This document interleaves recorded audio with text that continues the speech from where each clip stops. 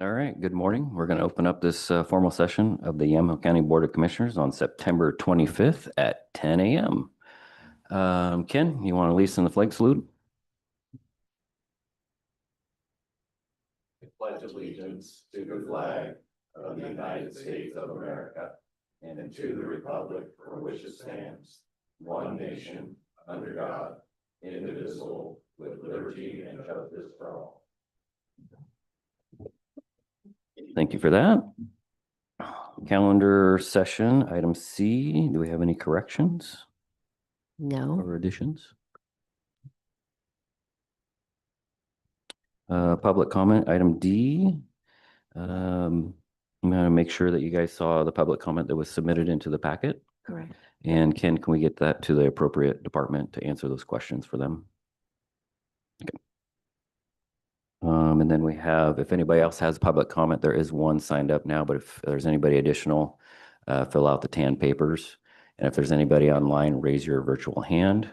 Right now, I'm going to go to Marvin Bernards. If you'd go ahead and come on up, state your name and address, please.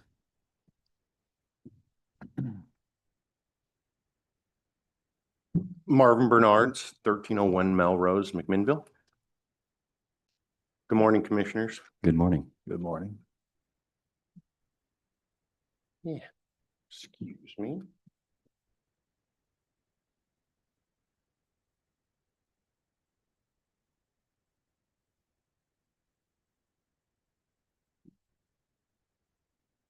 The people of Yamhill County deserve transparency and to know their leaders will not only do their jobs, but do it in accordance with Oregon public meeting law and other ethical guidance. Thank you to this board for passing the Yamhill County Park System Plan last week. And thank you to the Parks and Recreation Advisory Board and staff for their hard work to develop the plan. I'm hopeful the county will indeed fund and invest in the parks at a more adequate level in the near future. My comment today is less about the park system plan and more about what I witnessed last week in this room before it was passed. Commissioner Johnson, you are the liaison to the Parks Board. The definition of a liaison is a person who acts as a link to assist communication or cooperation between groups of people. As a liaison, you are responsible for attending meetings and carrying questions, requests, and information between the Commission and the Parks Board. So why wouldn't you, as liaison, address Commissioner King's questions and concerns about the lack of adequate funding for our park system or discuss the funding strategies in the plan?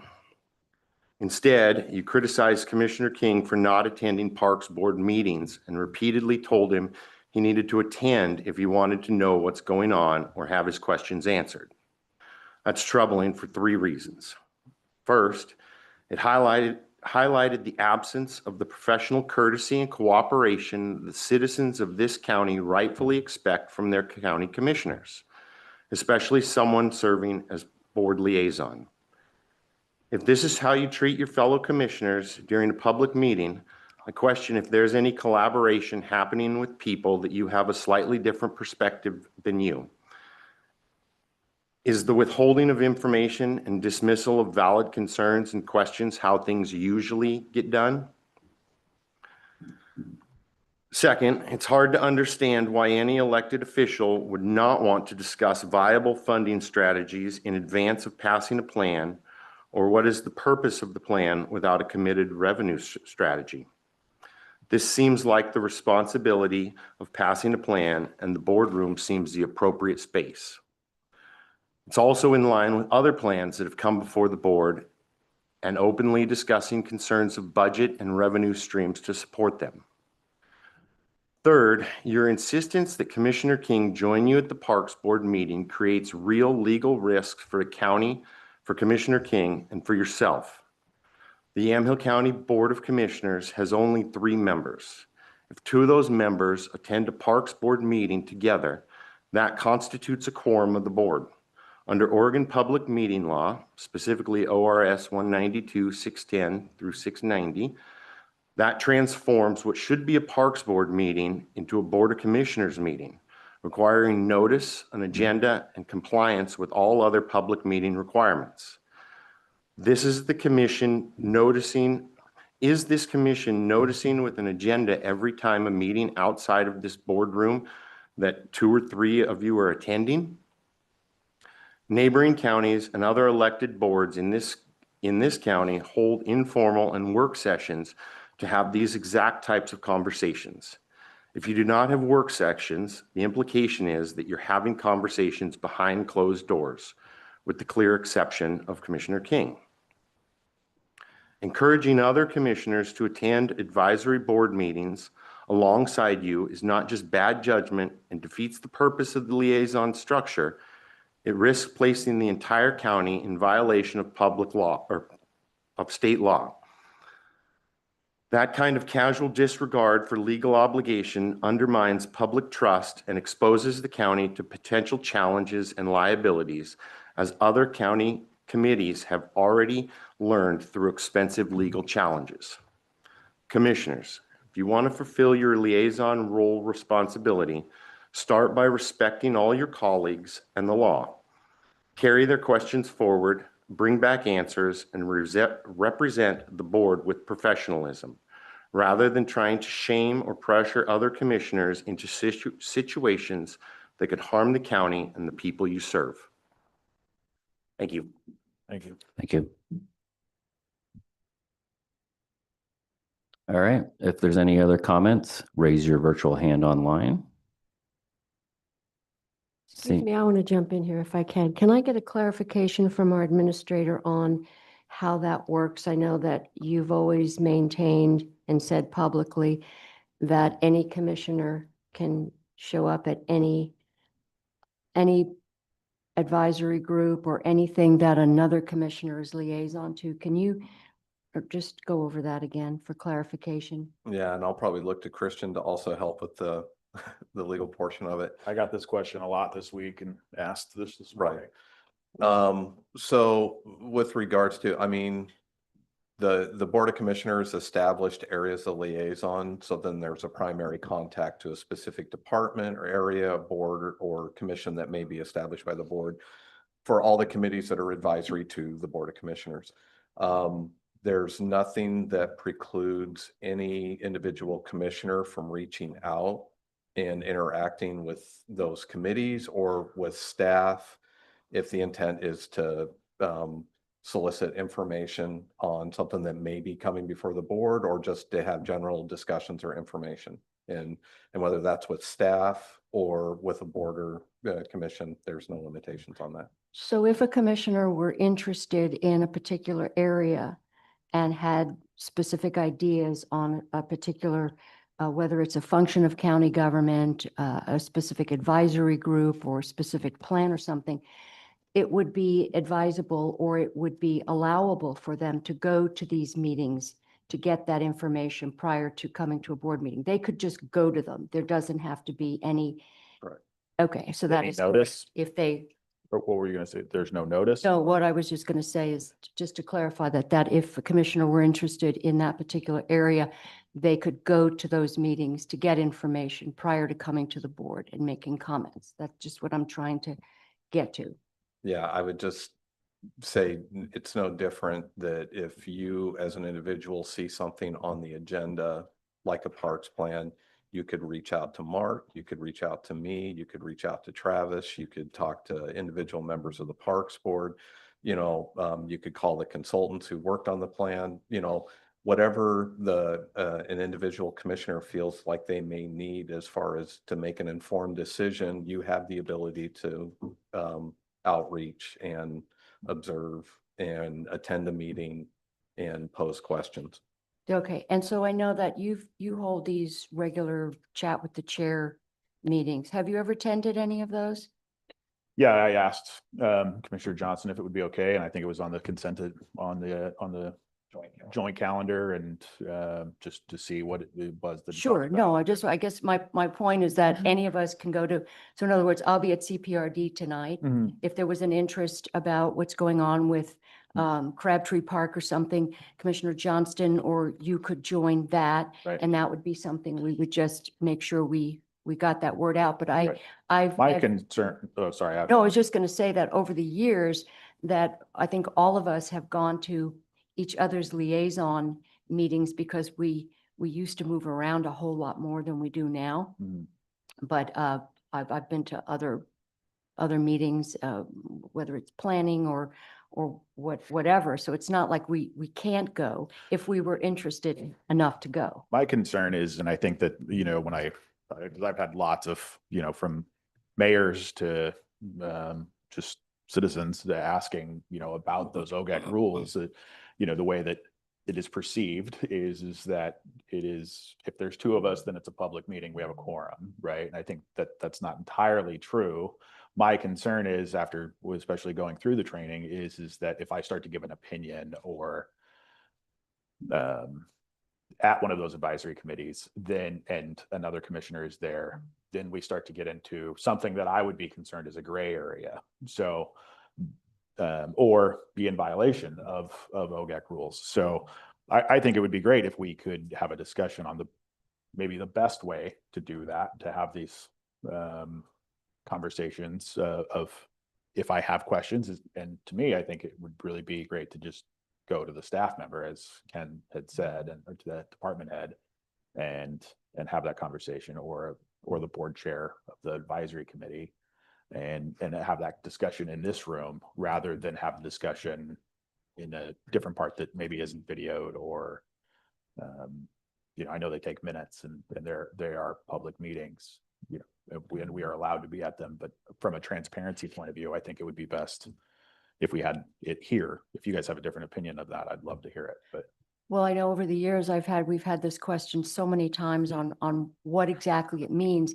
And I think Christian's always been clear that we can go to various meetings and be there, but we cannot deliberate on something. Right. So if you were interested, let's say, in what the Parks Board has been saying over the years, going and listening to their input and not talking about with another commissioner there, how you would like to see the funding go, but going and listening to their discussions would not be precluded by OGEC rules. And I think Christian would be clear on that. So I just want to make sure that we're very clear that in asking another commissioner to get more information. So for instance, on the, with transit, if I really had an issue with how the transit advisory committee was working on let's say the fare proposal, I would want to hear what their discussions were.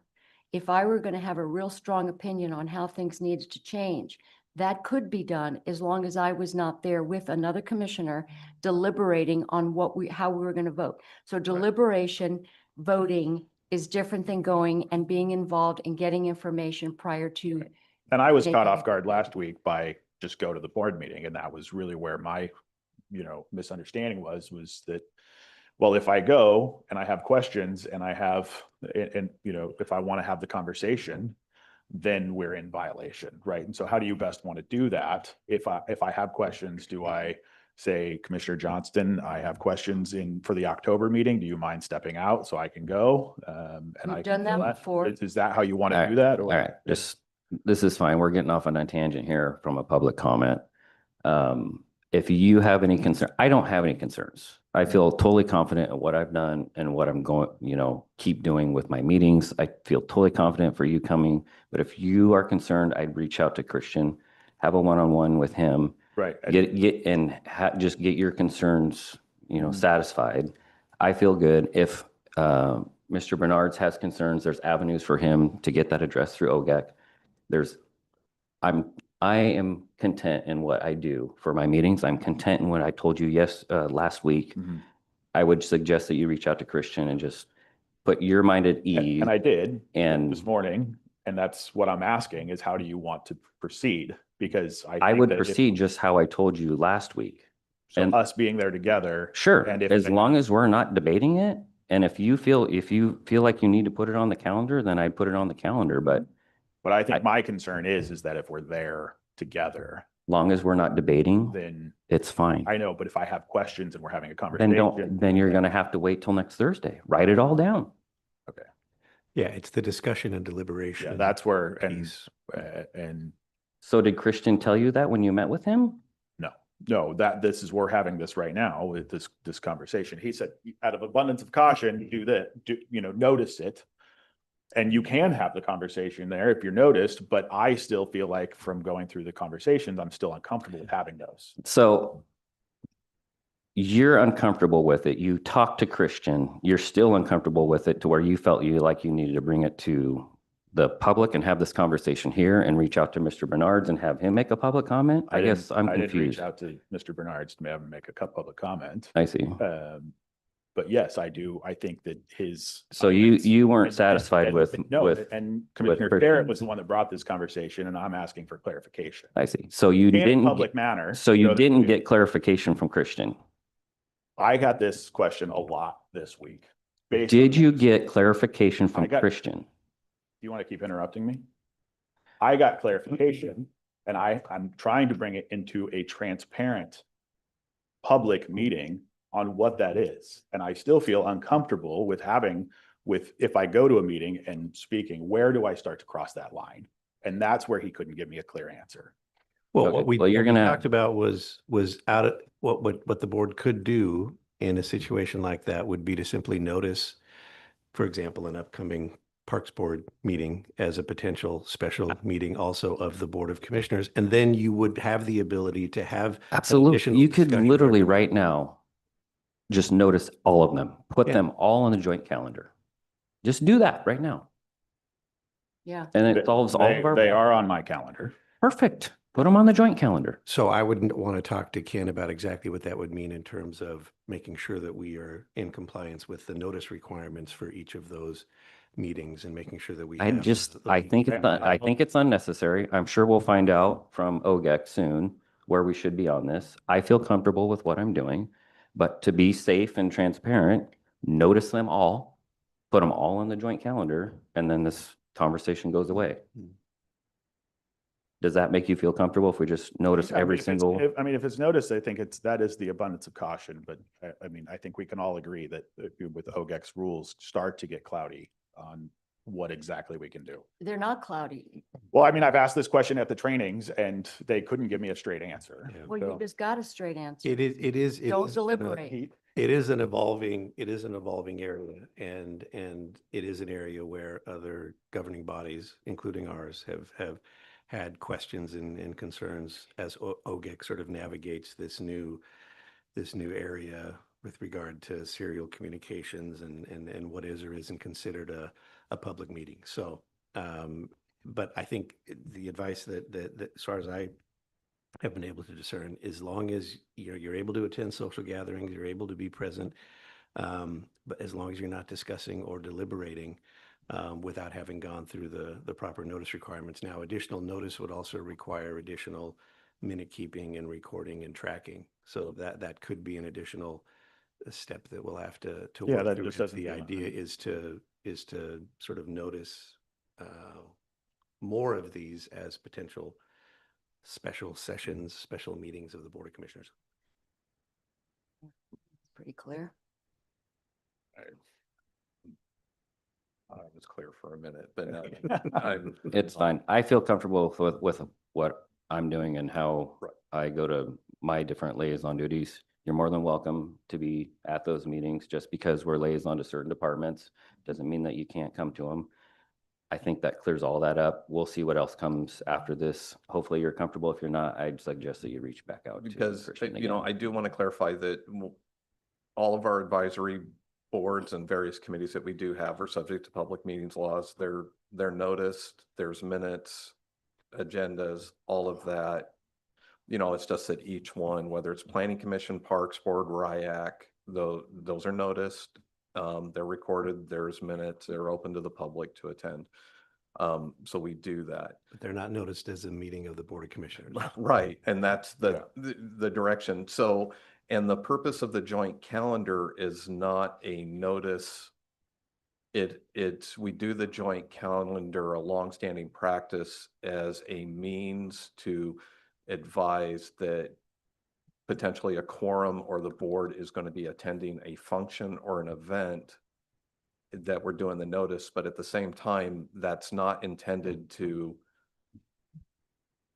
replace this meeting or be a work session, because there's still the question mark around deliberation and discussion about agenda items, which are reserved for formal sessions. But evening. Commissioner King's main concern is just being transparent. And that's, I guess, a level that just covers all of that, right? Correct. Just throw it, everything out there, even though they know that I'm going to be at the Parks Board meeting. Now they'll know that, Commissioner King possibly will be there.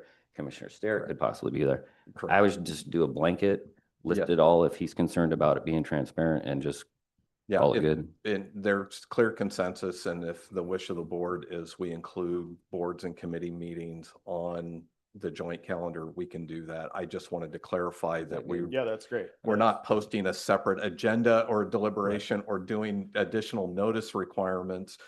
Yeah. Because county business is supposed to be reserved for 10 a.m. on Thursdays. Yeah, and I just want to be clear that like this conversation is out of not only Marvin's comment, but also I got this question at least 6 times this week, and I've gotten it often from other mayors and things of, a board of 3, how you guys aren't even meant to talk to each other anywhere. So there is a misconception there, and I want to make sure that that's in the public, in a Just in to be this clear, meeting, just to be so clear, just that be, we're addressing that. yeah, Right. and be clear, just because we're going to do this blanket approach to put it on the joint calendar, it still doesn't give us the authority to debate or have a conversation. Let's say you Right. do come to the Parks Board meeting. Right. It still doesn't do that. It's just the transparency factor that you're concerned about. It just puts it all out there. Be like, if you want to, by happen chance, roll into a Parks Board meeting, you might see all 3 of us there.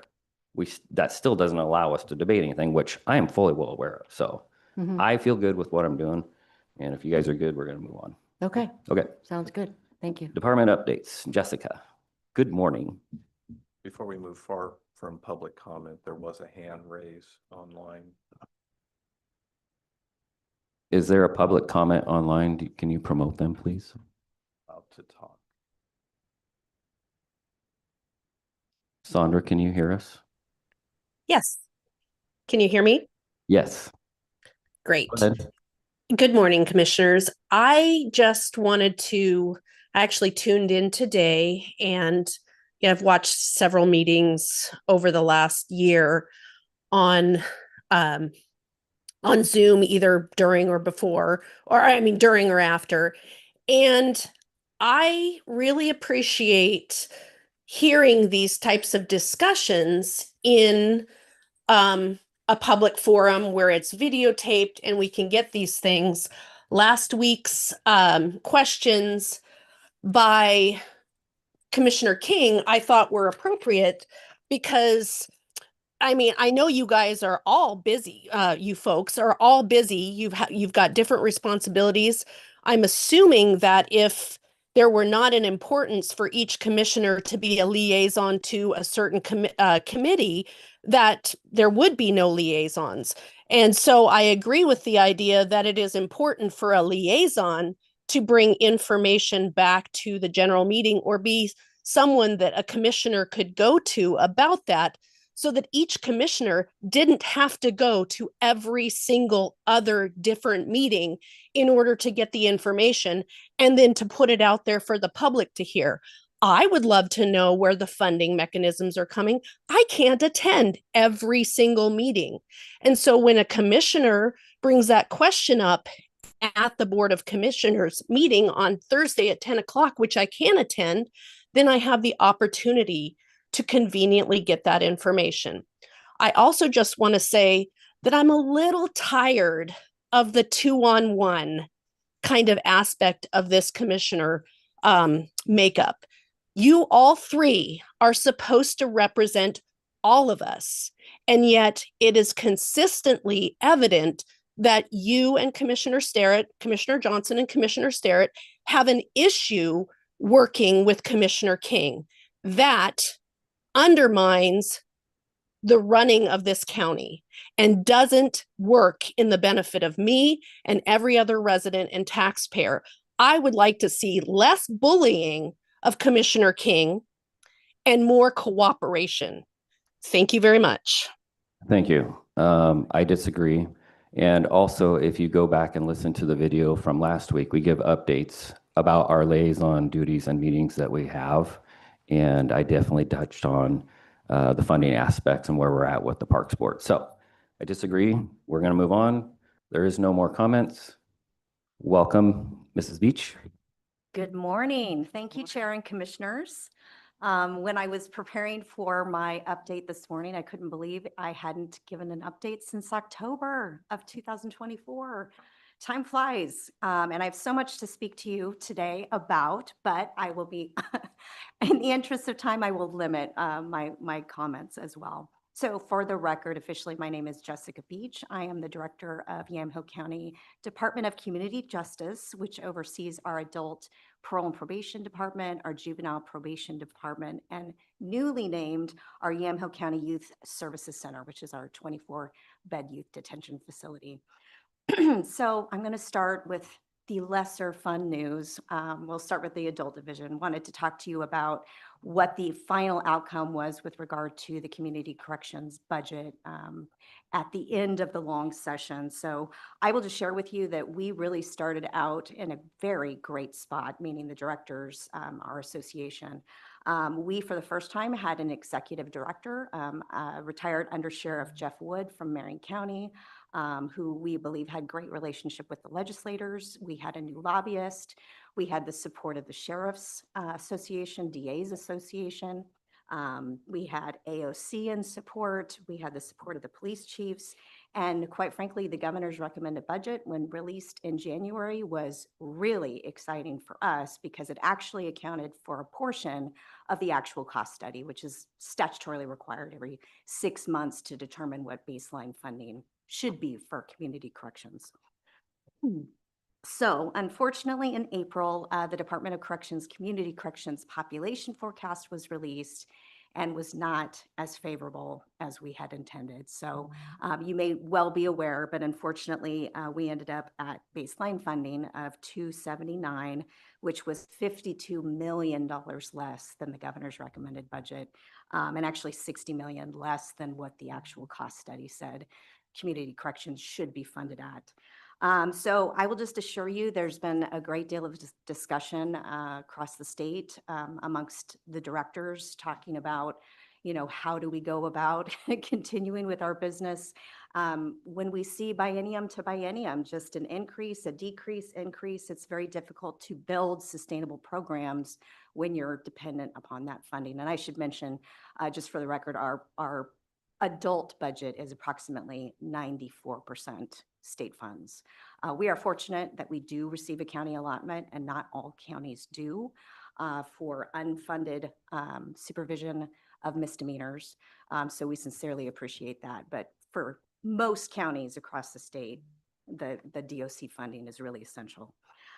So, there's been a lot of discussions. I will share with you many of the auxiliary services that we offer our population, such as subsidy housing, victim services, in-house treatment programs. A lot of those, unfortunately, have had to be cut or limited significantly statewide. And I will just share with you that I've been working very closely with my staff with regard to incentives and housing, and really being mindful about how we use those resources. And in fact, I believe 2 weeks ago, the board actually approved a renewed fee schedule that we hope will assist us in developing and bringing in some revenues as well. So we appreciate your looking at that. I will share with you that thankfully, due to just a weird set of circumstances over the last 18 months for our adult division with retirements, promotions, vacancies, I feel very confident that we will make it through this biennium. Of course, I cannot predict what will happen in the next biennium, certainly, but we are in a much more fortunate position than many other counties across the state. So I will share that with you as well. Looking at my notes here to see if there's anything additional with regard to that. Any questions on the budget before I move on?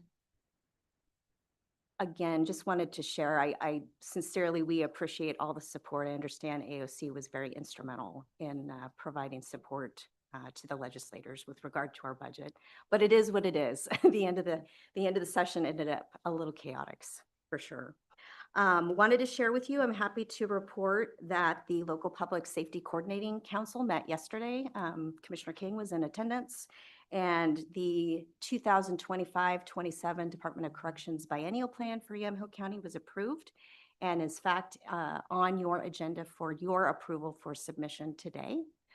So I plan to stay behind. I actually have 3 other contracts as well on the agenda, hence the time of the biennium. So I will be around if anyone has any questions for me with regard to those. So moving on, wanted to give you just a brief update on our Criminal Justice Commission Justice Reinvestment and Treatment Court grants. We were fully awarded for our formula grant, which was no surprise. Quite frankly, it's based on our community corrections allocation of 2.17, but it's still a great deal of effort to get the 2 phases of that application in. Our competitive award, we were granted 85%, which was pretty consistent across the counties. And those funds will be given primarily to the district attorney's office to support the DDA assignment to our SMART prison diversion program. And then lastly, I will share with you our adult recovery court and behavioral health court grants were fully funded. And our juvenile recovery court was funded at approximately 80%. So we fared very, very well. And I mentioned those to you simply. The IGAs, the contracts are still pending receipt from the Criminal Justice Commission, but you should be seeing those soon. So thank you for that. Moving on just briefly to juvenile probation, wanted to share with you, as was approved, we are in the process of hiring our 7th PO, juvenile PO recruitment, which was approved by the Budget Committee. We have an offer letter that is signed, and currently this individual is in background. Very excited to be able to provide additional services to our youth and family through this additional FTE. So we're very fortunate to be able to bring that person on. Very excited. And then lastly, moving on to juvenile detention, wanted to highlight for you our Learn to Earn program, which is the 2nd year that we have completed this program. And essentially, it is a partnership between our community service program and Multnomah Educational School District, which is who we contract with for our school services in our center. Typically, just a little background, typically our community service consists of wood collection and wood sale. So this really gave us an opportunity to not only provide the youth with community service experience, but educational experience. And I will say our teacher is just incredibly innovative and experimental in things that she comes up with. So just wanted to share some of the highlights. We had 10 youth that started that program and 7 that graduated for a total of earned 25.5 school credits, which, as you can imagine, with this at-risk population, we often see attendance issues and school credit issues. So that's a big deal for us. We're really impressed with that. Many field trips were held. So we took the youth on tours of the fish hatchery in Hebo. We went to the Tillamook Forestry Center, the Tillamook Cheese Factory, that's my favorite. Bridgeway Recovery. We took them to the tide pools in Pacific City and the Lincoln County Tribal Museum as well. Additionally, we toured YCAP and all the various services that they provide, but specifically focused on the food bank because a portion of their work was gardening. We actually have a garden at the woodlot, and they actually were able to donate 800 pounds to YCAP over the season. And additionally, we were able to bring those foods, fresh vegetables and such into our facility and share with the youth as well. So that was very, very exciting. Some additional career technology education that was provided. MESD actually donated a tractor to us, believe it or not. So we did some tractor safety on our farm, and it was really exciting to see. We did basic welding and basic woodworking. And in fact, we built 2 planter boxes for a memory care facility here in McMinnville that was ADA accessible for the residents there. The youth actually also created their own planter boxes, and then they decorated it with the welding items that they created. It was really, really fun and exciting to see. I was really impressed with the talent, quite frankly. And we also built 2 picnic tables as well. So really, really an exciting event. It was really, we had a little barbecue where we barbecued hot dogs and hamburgers for the graduates and invited their parents and supports. And it was really great and exciting to meet the kids and see all the pictures and all of the bounty of the program. So wanted to highlight and share that with you today. It was a great partnership. We also had a News Register article with regard to that, so it's always great to highlight the good work that's being done in Yamhill County. In conclusion, just one more announcement for you, if I could. I am thrilled to share with you that Yamhill County is hosting the next Criminal Justice Commission meeting that is in person. It is scheduled for Tuesday, October 21st from 1 to 4. And it will be in the Yamhill County Government Services Building in the Government Camp Hearing Room. And we typically have these meetings, they typically have these meetings every quarter, and it gives each county the opportunity to highlight not only our Criminal Justice Commission, but the really good things that we do with our grants. So that morning, we're actually going to be touring our victim services, non-for-profit agencies, Henderson House, as well as Juliet's House. And then we're going to have a lunch presentation to highlight our Smart Prison deferral program, as well as our adult recovery court that most of those folks are referred to. So just wanted to make you aware, if you have any interest in coming to meet the commissioners, they would love to have you. Cool. And that's all I have. Fantastic. You guys got any questions? No, but thank you so much. I've really enjoyed being the liaison to your department, and your staff has been incredible in the tours that I've had. And I especially, I told you this lots of times, but I very much appreciate the direction you go and the hand you have with youth. I think that is the most important part. I semi-joke a little bit, but when it comes to reality, face to face to this, I'm the first generation to stand before a judge and not get sentenced. So I was well on my way to being, on that path. And I do think that it's really great to invest into those kids as much as you guys do. So thank you. Absolutely. Thank you. Thank Commissioner. you. Chair. Thanks, Jessica. All right. Moving on to work session, there is none. Consent agenda. I would like to move G1 and make it I8 if we are in agreement with that. Yeah. 8. So it would be the approval for the planning commission members and remove it from consent. All right. Yes. Other than that, so then what is remaining on the consent agenda is just going to be approval of formal session minutes. I would move approval. Any further discussion? None. None. All those in favor signify by saying aye. Aye. Aye. Motion passes unanimously. Thank you. H is old business. There is none. Moving on to item I is other business. Item I1 is consideration of approval of an agreement between Yamhill County Health and Human Services and Yamhill Valley Treatment, DBA Provoking Hope, for certified peer recovery mentor services in the not to exceed amount of $7,715,731.20, retroactive to July 1, 2025. Chair, I just make a note here that this is a large amount, but it does go on for it's a 9-10-year contract. And this is our Provoking Hope. They are doing our TTRS homes and our stabilization homes with peer recovery mentors. So I would move approval. Motion's been made. Any further discussion? Can you, I don't know, you're much more involved with Provoking Hope than I am. Is it normal to do a 10-year contract for this type of work? We can at any point. It's not something, it's in other words, we're allocating this large amount. Right. It's not a 10-year contract necessarily. Right. We do have out. So it's done not to exceed amount Over 10 years? Is that- over it's 9 years going forward. Yeah, there's a term and then there's an auto renewal that's built into the contract, and the way the contract module requires, we have to include the total potential not to exceed amount in here. So that's what you're seeing reflected.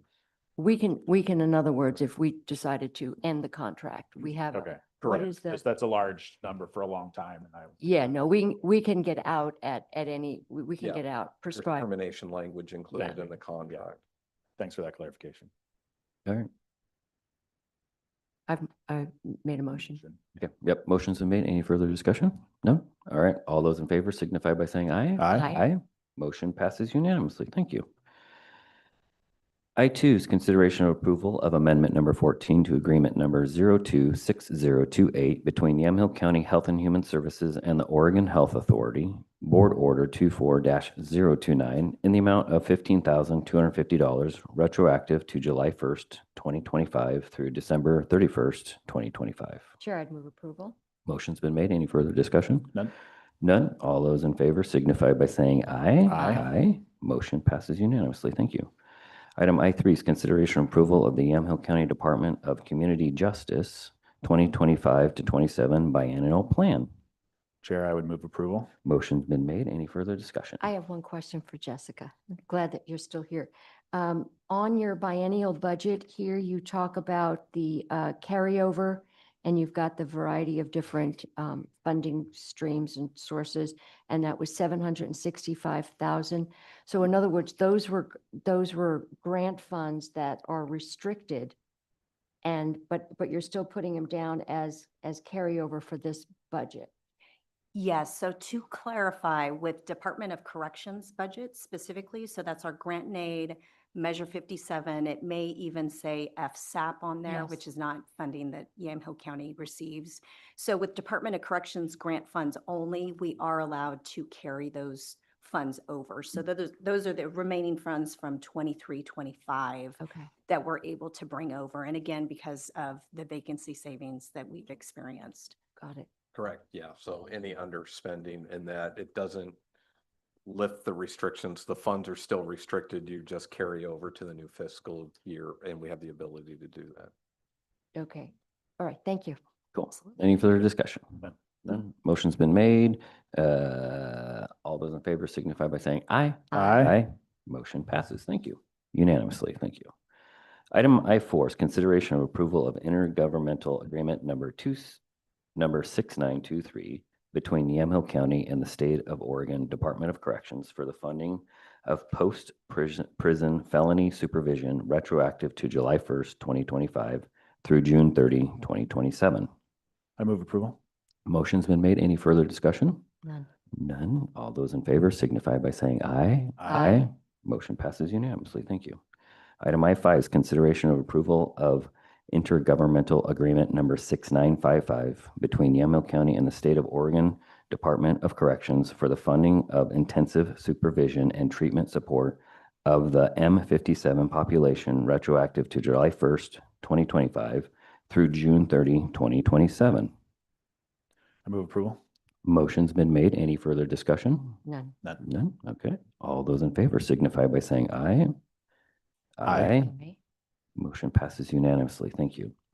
Item I6 is consideration of approval of amendment number 2 to grant agreement number 15695 between Yamhill County and the Oregon Department of Education, Youth Development Division, Juvenile Crime Prevention, adding funding and extending the term date through June 30, 2027. I move approval. Motion's been made. Any further discussion? None. All those in favor signify by saying aye. Aye. Aye. Motion passes unanimously. Thank you. Item I7 is consideration of approval of agreement number 37324 between Yamhill County and the State of Oregon Department of Education for reimbursement from child nutrition programs effective upon full execution with annual renewals. I'd move approval, Chair. Motion's been made. Any further discussion? None. All those in favor signify by saying aye. Aye. Aye. Motion passes unanimously. Thank you. Now, back to our add-on I8. This is approval of reappointment of Paulette Alexandria and appoint Chuck J. Dolence and Lee W. Schrapel to the Planning Commission. I would make a motion to approve this as written. Is there any discussion about that? None. None. None? Okay. All those in favor signify by saying aye. Aye. Aye. Motion passes unanimously. Thank you. Jay's public. Oh. Actually, I do think, I see these guys talking, is that Chuck Dolence was not recommended by the planning commission, what I understood. And so this is different.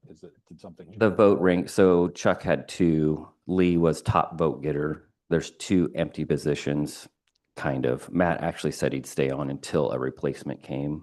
Yeah. I feel like So this is, Chuck is on there then? yes. Okay. Chuck will just be wanted- appointed to, I'll leave it up to Ken Friday how he wants to do it, but if Lee was the top vote getter and there's two empty positions, then I would say Lee would get appointed to Dan Armstrong's or A longer Halstead's position as the empty position, because Matt's still sitting. Matt's sitting and has agreed to sit until a replacement came. So Chuck would then be Matt's replacement if we're getting like specific, but I'll leave it up to Ken Friday on how he wants to organize that. Yeah. Okay. Okay, cool. And then Paulette's just a re-up, so. All right, Thank you. Yeah. motion's passed unanimously. Thanks for the clarification. And we're on to announcements. Commissioner King, do you want to kick us off? Yeah, my notes here. You guys talked at length at this point about Lipsick and my meeting with Jessica Beach as well. So we'll skip over that one predominantly. I had a chance to speak at an ambassadors conference at the Chelan Valley Chamber of Commerce, highlighting just the industry and businesses around the state and how ambassadors can better champion their own chambers and be involved. And then, yeah, I requested a work session on TLT, and I think that we can get into that a little bit later on the best way to go about that. Here, Ken and I were talking just before we started our meeting. And yeah, we had I wanted to bring that up, but around the calendaring session, just the best way to do that. And my questions were answered there mostly. I do want to make clear though, that you had just said that I asked Marvin to come and give public comment. I take some offense to that. I didn't ask him. And the same way I would hope that you didn't ask Chris Chenoweth, who's also a candidate for county commissioner, to come give me negative comments. So I hope that that's not going to be a theme that we have. That I'm responsible for what comes out of an opponent's mouth or another commissioner's mouth, but happy to take whatever criticism from the public that I get. So Is Chris Chenoweth a candidate? last I heard he was, but Oh. yeah. Okay, well, hadn't heard that. Definitely news to me. Thank you, hadn't heard that. Appreciate that. Did you want to go or you want? Oh, sure. Oh. Last Thursday, we did ribbon cutting for Hagen Hamilton Insurance. Congratulations on their new digs. It is absolutely phenomenal down there, and well worth the wait for them. I know it was a long process. They have a and- putting green They that ha- we're gonna go visit. It's beautiful. Yeah, they got a putting green. The most interesting comment, and I heard it multiple times, was that, and the mayor was there too. So I think it's just a light, fun poke, but they, part of some of the design work had to be flowers planted around the concrete wall around the garbage can. So I thought that was interesting. We had Fair Board meeting last Thursday. The final numbers are starting to roll in. We actually ended up from last year, a little bit down on attendance, but we think it's because we're tracking it a little bit better with the kids that are coming in through 4-H and FFA. We think that's where we're down on attendance because we're actually tracking it better, but we're actually up on income. So great news from them. Friday met with Regional Solutions representative Beth Wojtowski, had a great conversation with her on all the ongoing projects and upcoming projects within the county, and discussed funding solutions for those. If there's anything at the state, she's going to keep an eye out for them. The main one's going to be, which I also got an email from AOC, they're starting to build their list for rehabs on county courthouses. So that's going to be important for us for courthouse number, or courtroom number 5. edition. So we got that on our radar. NREC dinner was Friday night. It went great as always. They had a new barn there that they put everybody in, waiting for some doors. They were definitely pushing the donations for getting some doors. Well, like, we'll put your name on one. And I think they did it on purpose for the timing of it because the sun was just blaring right through those doors. They're like, well, next year, if you guys donate and pony up, we'll get some doors on there for you. So it was a great dinner. Very interesting at the very end. And Priya, who is their Christmas tree specialist, she gives her update. She gives all the rundown on the whole Christmas tree program. And then she's like, and don't forget, Christmas is only 95 days away. I'm like, thanks for that. Saturday was Harvest Nights Festival at the Yamhill County Heritage Museum. Very, very well attended. I was very surprised because it was also in conjunction with the Weiss Yamhill County or Yamhill Carlton FFA auction dinner that they do down there. So, and that's always very well attended. So watching both those events go on at the same time and how well the Harvest Nights was attended was great. Great food, great atmosphere, great auction. Everything went well. It's their first annual. They're looking forward to doing it next year. And the changes that are going on out there are noticeable. And I appreciate the direction they're going.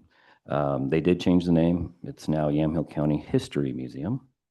And their tagline is Explore Yesterday, Today. So I love the direction they're going.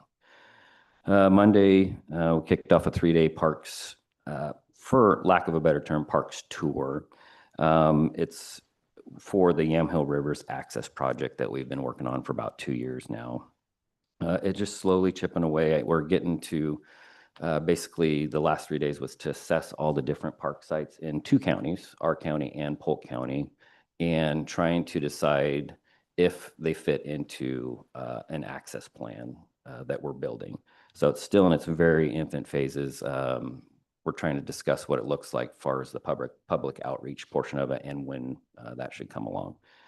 It was great 3 days, hit a lot of different parks, got to discuss our parks master plan that we approved on Thursday and got to bend a lot of ears with a lot of different people that have connections to different avenues for funding. And it's great to be able to be on site and show these guys what the visions are, kind of like at Whiteson. When I went down there a couple of years ago, cleared it all out and we did our tour. It's nice to be able to actually get there so that vision can be relayed to everybody that's in the group. So I like where we're going with it. I like the communication of it, and I'm hopeful of the funding opportunities that were presented during those meetings. One of the Monday night on the end of one of my parks, at the end of one of my Parks Days tours, I met with Joya and Dory out at the Sheridan district offices, and we discussed, and I'd hope that we would be all on the same page.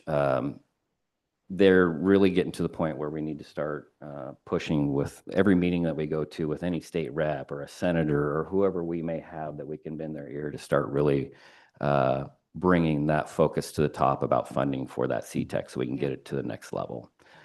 They're still at the phases where they can, if Dory can get some of the planning squared away, she believes she's within $100,000 now of actually getting to be able to build that fire tower out there. So that'll be kind of the first project that kicks off. And once they do that, I think it'll start, they can actually show progress and it'll start building some enthusiasm for that. So I'm super excited about that.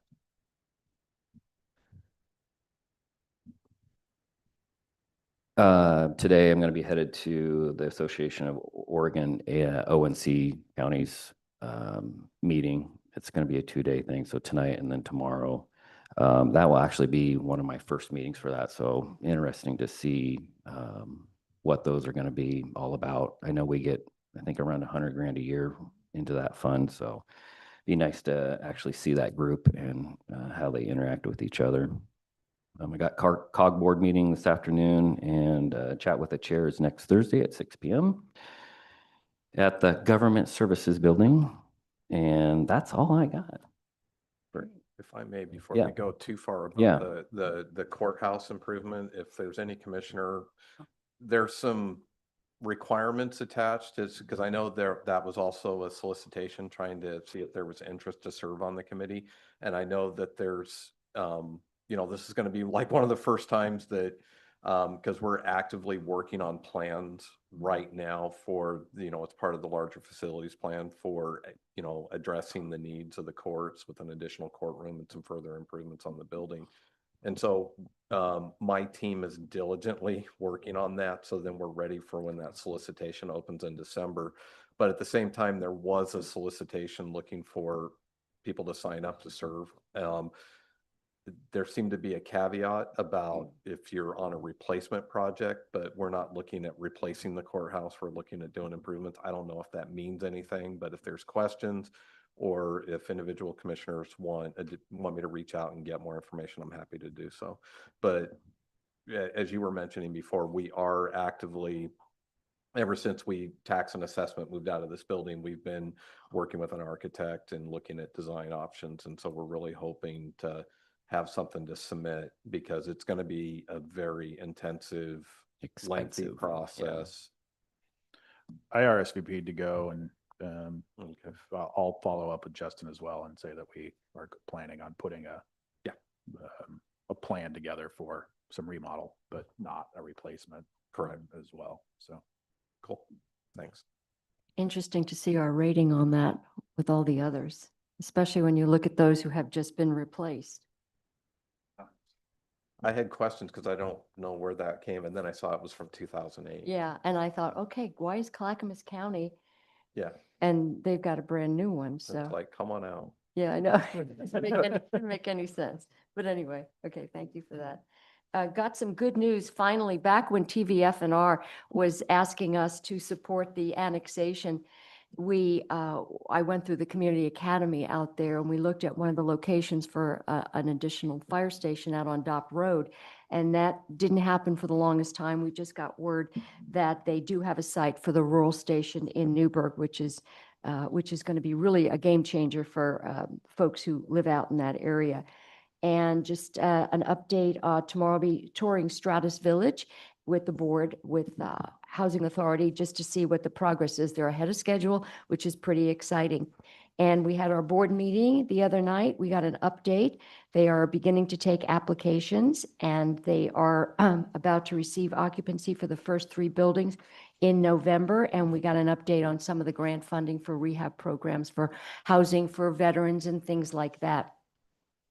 I met with interviewed with the licensing and certification specialist, compliance specialist with the Oregon Health Authority for our behavioral health division. That is something we have to go through every 3 years in order to be compliant. And as the local mental health authority representative, I was able to spend a good amount of time with her, letting her know about some of the projects we have in Yamhill County for behavioral health. And I think that she was very impressed with what we have going on here. Northwest Senior Disabilities Services Board meeting, we talked about funding, because 77% of the funding is Medicaid funding. The rest of it comes from the state through the Older Americans Act and ODHS. Couple of things there is that our fiscal year 27 budgetary impact, that's when we could see some Medicaid changes, but fortunately the state has decided to play ball with the feds, and they've turned over some information on Medicaid, which CMS requires that they basically show whether or not the folks who are on some of these lists are eligible. So it looks like the funding amount, which we do get from the state, which is about $15 billion, and 11 billion that comes from the federal government. Looks like that's okay. So the funding at Northwest Seniors is stable. Wanted to report on that.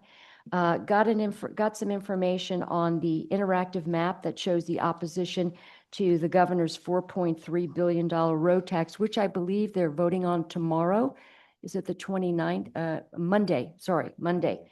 So the interactive map shows that virtually, I mean, the opposition to this is about 93% in terms of the written testimony. So they actually broke it down into a map. So at the risk of being called a bully, I wanted to ask if you wanted to, it's not too late to change your mind. I know you testified in favor of this, but if you want to get a hold of them before Monday and let them know you change your mind, we sure have seen that folks couldn't certainly afford this, but in any event, folks are asking how they're going to cover this.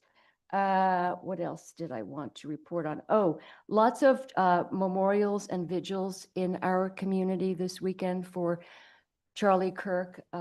It was amazing to see the churches filled and the vigils that went on. And obviously on Sunday, that vigil was really impressive. And we didn't see any rioting. We didn't see any looting. Nobody burned down any buildings or shot cops. It was amazing to see. What happened is that people prayed and people acknowledged that this was a man who loved his country, loved Jesus Christ, loved his family. And unfortunately, we do have some people in our community that said some really awful things, even elected officials. We had a McMinnville councilor, Sal Peralta, went on my personal page to say that his entire shtick was basically to teach you to hate people that you perceive are different than you. Well, he's basically comparing everyone, or he said he was like the Klan. And he's comparing this man, Charlie Kirk, to a group that killed as many as 2,000 African Americans. He killed no one. He was a man that really loved his country, and it was really kind of disturbing to see what the counselor said. But there are those who did come out in support of Charlie Kirk, and I was one of them. Thank you for that. All right, Ken, got anything else? Christian? All right, we're going to wrap her up at 11:01. Thank you, everybody, for coming. Thank you.